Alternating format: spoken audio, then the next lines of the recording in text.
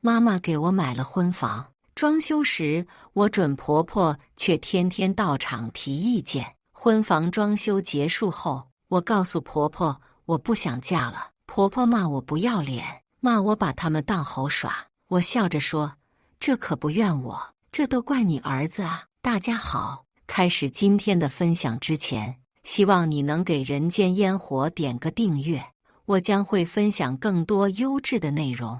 结婚前4个月，我发现我未婚夫出轨了。此时，我妈正在为我们婚房的装修风格头疼。我喜欢北欧风，而我的准婆婆喜欢新中式。我把装修房子的任务交给了我妈，因为我一直很相信我妈的审美，她也会按照我喜欢的风格来装修我的婚房。可我的准婆婆却天天到场提意见，这个沙发不好看，颜色太深了，换淡一点的。这个吊灯也不好看，我喜欢那种灯笼吊灯，换一个。我妈为了婆媳关系，也尽量顺着她的想法。我去看我的婚房的时候，婚房的装修风格可以说不伦不类，北欧风里面还夹杂着新中式风。你婆婆喜欢这些东西，我们就顺着点她的意思。你要是不喜欢，妈再给你买一套房，这套房就按照她的意思装修。我扫了一眼婆婆，不用，你让装修师傅把这些都拆了，全部按照我的想法装修。婆婆听到了我说的话，她脸上的不满立马显现。好，你们自己装修，我就不应该插这个手。气氛突然冷了很多。我妈讨好似的对婆婆笑：“亲家母，你别生气，我家诺诺说话比较直，你不要介意。不过婚房以后都是诺诺和齐佑住，我们还是按照人家年轻人的想法来比较好。”婆婆脸立马沉下来。我本来就是好心，我怕你一个人累，也怕他们不好好装修，所以来帮你们看看。既然你们不领情，那我以后就不来了。婆婆黑着脸走了。亲家母，你别误会我的意思，我就是……我妈有点难堪，她不知道怎么给婆婆解释，她想上前去拦住婆婆，让婆婆不要误会她的意思。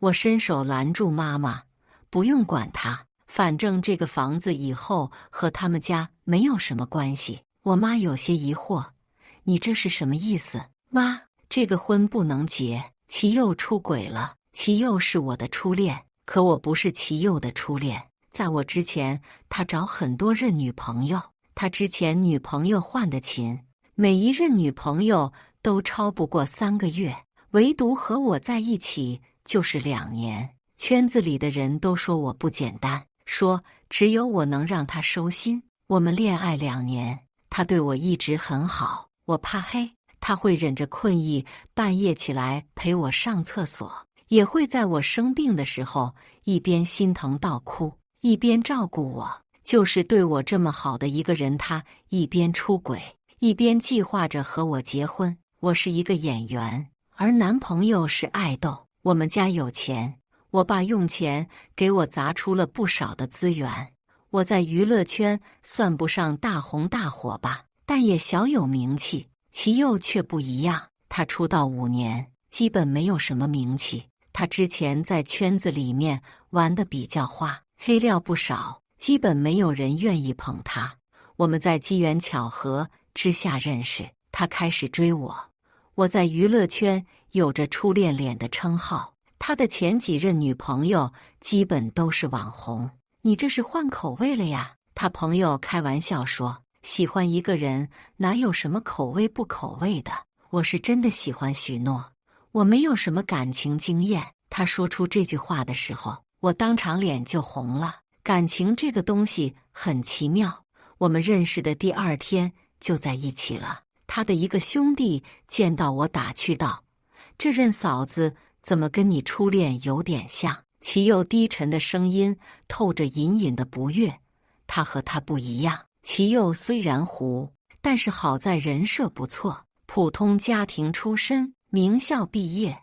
我让我爸有意无意的给过他不少资源，可是好像没有什么用。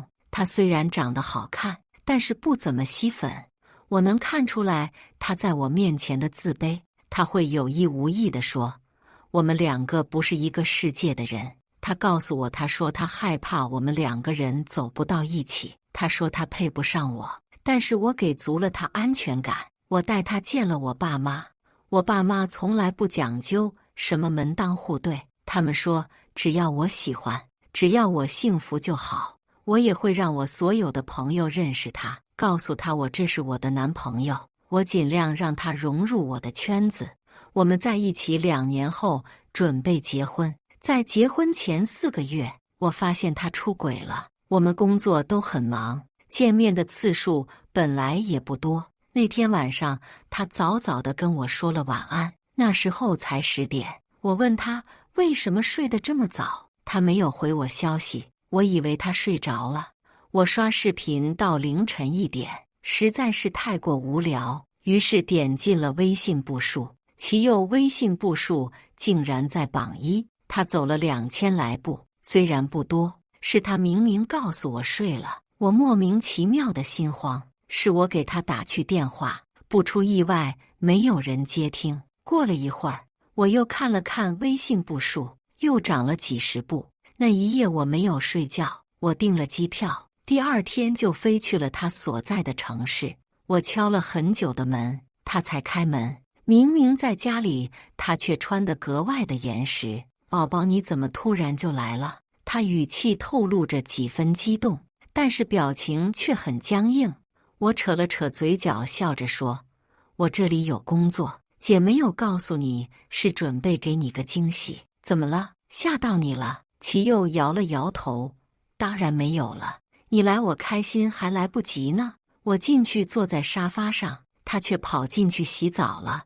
我仔细观察了房间，没有发现什么异常。我走到镜子前准备补个妆，却发现镜子上面有2个手印，镜子底下还有几根黄色头发，那手印不太明显。我拍了照，调暗了才确认那不是齐佑的手印。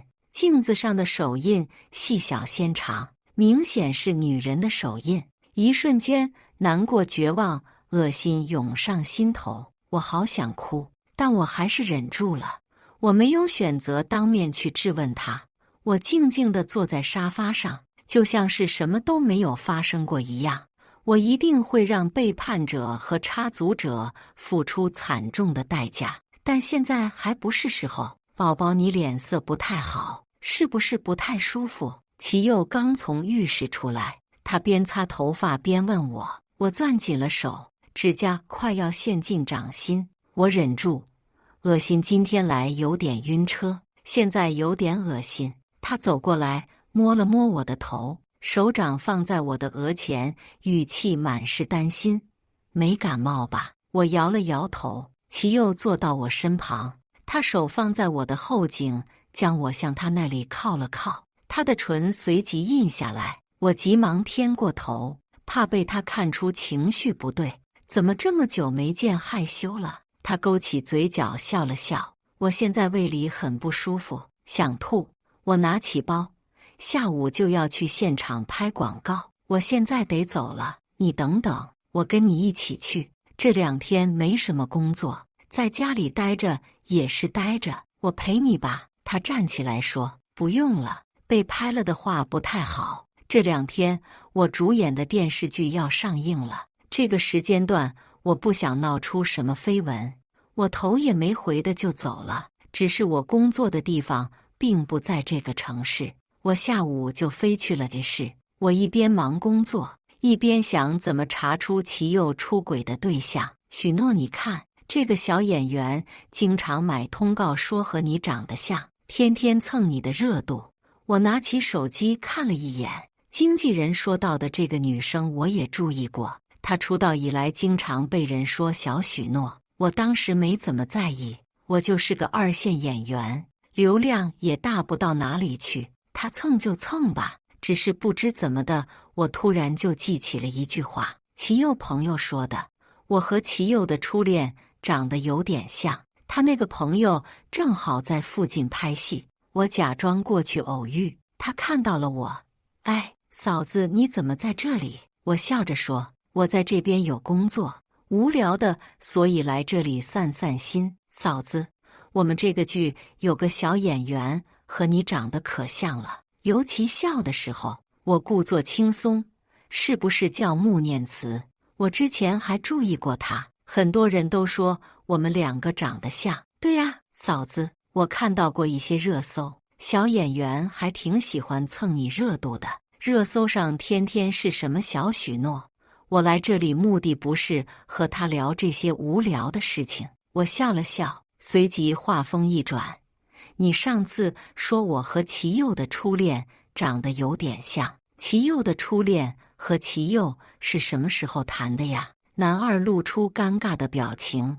嫂子，你怎么突然问这个呀？我就是好奇嘛。我问齐佑，他又不跟我说。你放心，你说了，我不会告诉他的。他抿了抿嘴，思考了一会儿，随后向我凑近了点。齐佑的初恋呢，是大学时候谈的。其实他那时候挺纯爱的，那个女生和你长得特别像，很清纯，妥妥的初恋脸。但是吧，他的做事风格和他的那张脸一点也不符合。他当时和齐佑谈恋爱的时候出轨了，第一次齐佑还原谅了他，可是有一就有二，齐佑舍不得和他分呀，他们呢就分分合合，最后直接断了联系。从那之后，齐佑就像变了一个人。后来他找的对象都是那种网红类型的，每一任都超不过3个月。后面的话他没有再说，但我也明白了，原来他把我当作他初恋的替身。我回到家，齐佑正好给我打来视频，他告诉我他要回来了，这边有工作。晚上我已经睡着，我听见门被推开，床侧他陷下去，随后他环住我的腰，把我拉进他的怀里。齐佑身上还有香水味，他平常用的香水不是这个味道，所以他今天刚抱完别的女人。我继续闭着眼睛，翻了个身背对着他。他手机没有关静音，电话铃声突然响起，齐佑拿起手机，急忙跑去外面接听。房间里一片寂静，我隐隐约约能听见他在说什么。他说话的语气温柔至极，这么多年，只有对我说话是这个样子的。原来他对他也是这样，或者说这几年，他把我当成了他。齐佑在外面待了大概1个小时才进来，他轻声叫了我2声名字，我假装睡着，没有做出任何回应。第二天早上起来，齐佑已经给我把早餐准备好了，他的手艺一向不错，我很喜欢吃他做的东西，只是现在吃他做的饭我一点胃口都没有，没吃2口就吃不下去了。齐佑掐了掐我的脸，你多吃一点，不要再减肥了，你要是再瘦就脱相了。我垂下眼，掩盖住眼底的讽刺，他做什么爱豆呀？怎么不去做演员？他要是当演员，一定能够大紫大红，毕竟他把对我的爱演得这么真，我真的差点就相信了。诺诺，我们的婚房装修的怎么样了？我还没有去看过呢，等有时间了去看一看，我很期待。他双眼发亮，我扯了扯嘴角，你不用去了，现在什么都没有装修好，上次装修的我不太满意，现在我准备拆了重新装修。齐佑皱起眉头，拆了重新装修是不是有点来不及了？毕竟我们快要结婚了。我继续吃着饭，眼睛都没有抬。来得及，反正现在没有必要结婚了，那房子什么时候装修完都来得及。我下午还有工作，吃完饭我就要准备出去了。他拉着我在我的额头吻了一下，要不是因为我化好了妆，真想回去再洗把脸。齐佑妈妈这2天经常给我打电话，我让他不要管房子装修的事情之后，他就黑着脸走了，还说以后不会再插手这件事。可是没过2天，他又过去了。他时不时地给我打电话提意见，还问我装修的情况。我知道他当然在意这个房子装修的情况，因为之前我妈说把这个房子当做我的嫁妆。这个房子会写上我和齐佑2个人的名字。这个房子可是在市的市中心，200多平米，房子坐落在市最繁华的地带，一套房下来5000多万。他们一家子这一辈子都赚不到那个钱。如果这套房子写上齐佑的名字，对他来说是一个阶级的跨越，可他偏偏不珍惜这个机会。因为齐佑出轨的原因，我这2天状态极其的不好。下班之后，我戴上帽子和口罩，和闺蜜去逛街。我们2个本来有说有笑，我闺蜜突然指着前面的2个声音：“诺诺，你看那个是不是齐佑？”我抬眼望去，前面有2个身影，一个男的，一个女的。那个女的还带着肚子，他们正在逛母婴店，而我很确定那个男的就是齐佑。我大脑一片空白，许久才慢慢反应过来。虽然他包裹得很严实，一般的人根本认不出是他，可我和他在一起2年，他就算化成灰，我也可以认出他。我让我的闺蜜拿着我的手机打开录像，我走上去拉过他，就给他一巴掌。他戴着墨镜，我看不出他眼里的情绪。齐佑，你的良心被狗吃了吗？你竟然这么对我！我回头看了一眼他旁边站着的女生，看到她脸的那一刹，我呼吸一滞，只感觉到脑袋发胀，因为她和我长得实在是太像了。我开口：“这是谁？”齐佑，你最好给我解释清楚。他只是低下了头，低声说了句对不起。我调整了一下我的情绪，所以说你当初追我是因为我长得像他是吗？他沉默地站着，我攥紧拳头，别过头，泪水从脸颊滑落至嘴角，咸溜溜的。你要是不喜欢我，你可以早早地和我提出分手，但你为什么要这么恶心我？我做梦也没有想到，这么狗血的桥段会发生在我的身上。那好，我们分手。我祝你和你的初恋百年好合。不过呢，你离开了我，你别想好过。对我做的所有事情，我都会曝光。我转头就走，齐佑却跟了上来。许诺，我没有想过和你分手，我和他只是意外。他怕疼不敢打掉孩子，所以想要把孩子生下来。以后每个月我会给他抚养费，我不会再和他有联系。你原谅我好不好？我和你在一起了2年，我只犯过这一次错，我难过的牙齿打颤。有一次就会有第2次、第3次。狗屁浪子回头金不换，我还以为你是真的喜欢我，原来你不过是把我当成你年少意难平的替身。你竟然那么喜欢他，那你就和他好好的呀，现在干嘛非要求我来原谅？我走过去拉着闺蜜就走，闺蜜把手机交给我，都录好了。她顿了顿，轻声问我：“诺诺，你还好吗？”我没事，真的没事吗？你要是想哭，就不要憋着。闺蜜语气满是关心。我没事，我颤抖地说着，眼泪已经在眼眶中打转了。我捂住胸腔，好疼啊！我的心真的好疼呀！我知道他出轨了，但是我不知道他和别的女人已经有了孩子。我没走2步就蹲了下来，我再也忍不住了，我捂着脸哭出了声，肩膀也跟着颤抖。这时我身边走过了几个人，你看那个是不是许诺？好像就是的。哎，闺蜜急忙忙走过来拉起我，诺诺，你快点起来，你不要这样，会被人拍到的。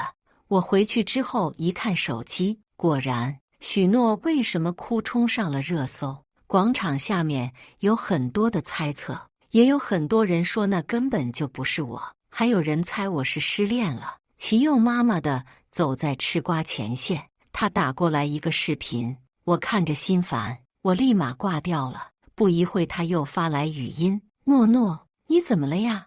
我看网上怎么拍的你的照片，说你哭了。你说是不是我们家那个臭小子欺负你了？你告诉阿姨，阿姨替你教训他。”我没有回他消息，直接拉黑了他。我开始吃不下饭，头发大把大把的掉，1.7米的身高，体重却不到90斤，风一吹就能到。我的粉丝都让我多吃点饭，可是我现在一点也吃不下去。我一想到齐佑出轨，就开始恶心绝望。我不介意他之前找过很多人对象，但是他把我当替身。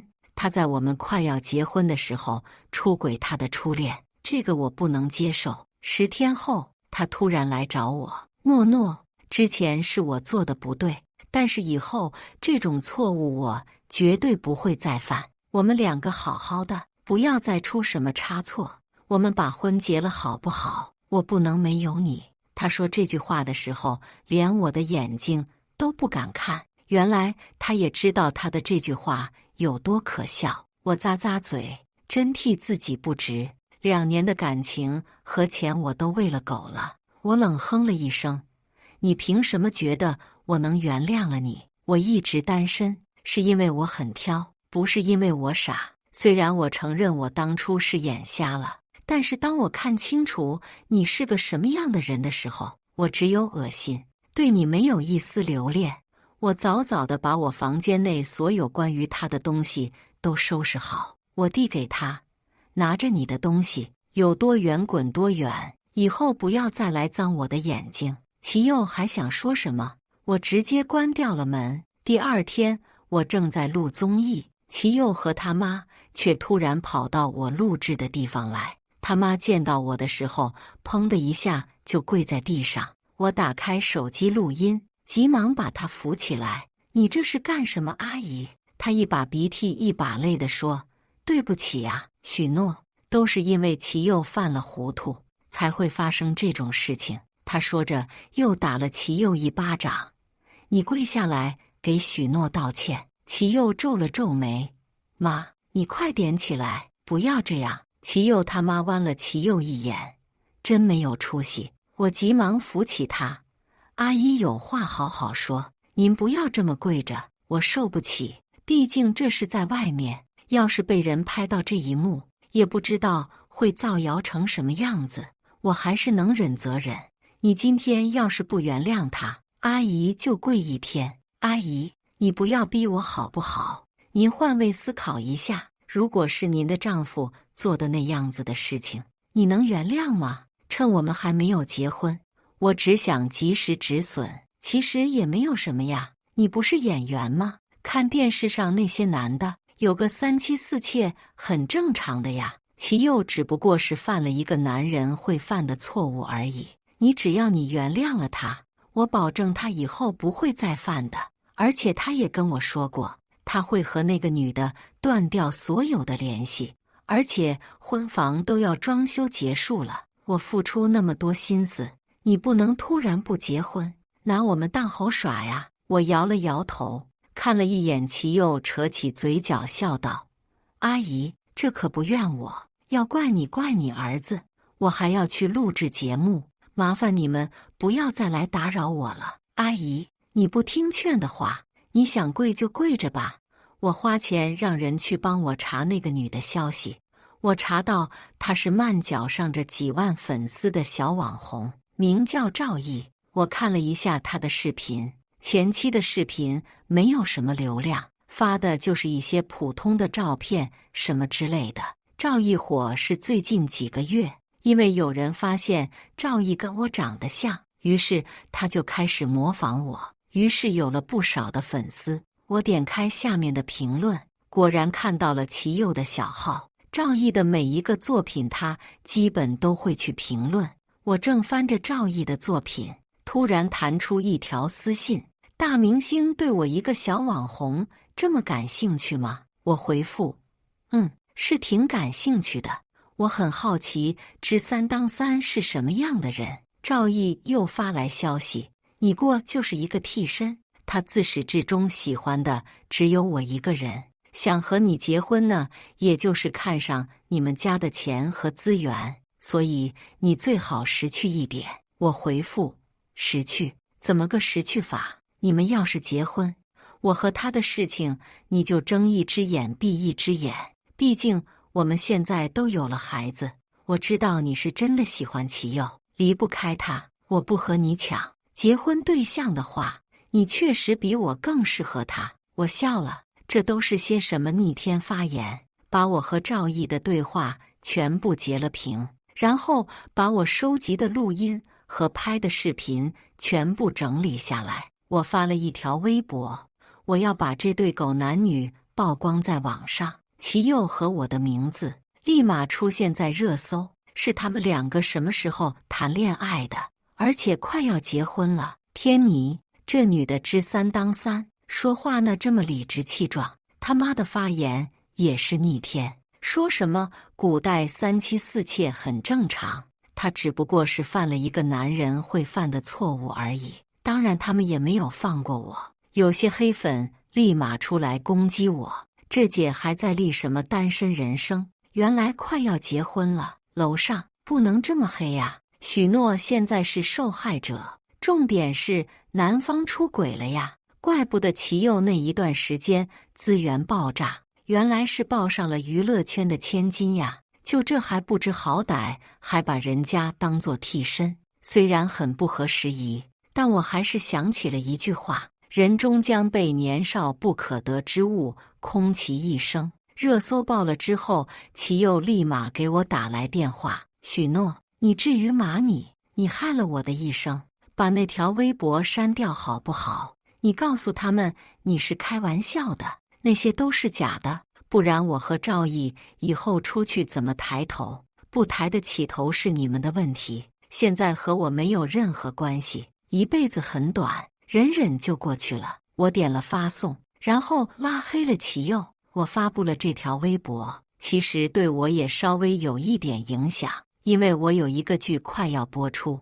在这个期间，单身人是要对剧，当然最好。可是我现在忍不下去了，如果再等到那个时候，不清楚还会不会出现什么变故，所以有些事情还是早解决早了结的好。齐佑接过几个代言，现在全部宣布和他解约，网上对他一片讨伐的声音，之前还说他不容易，他是娱乐圈的遗珠，刚才看来许诺给了他那么多资源，他还不活也不是没有道理。齐佑本来就没有多少粉丝，不过这个热搜爆了之后直接掉了1/3，公司是暂停了他的一切工作，雪藏了他。他不停地给我打电话发微信，我拉黑了他的所有联系方式。消停了那么几天之后，突然有一个陌生电话给我打了过来，你怎么这么恶毒啊？好歹你们也在一起了2年，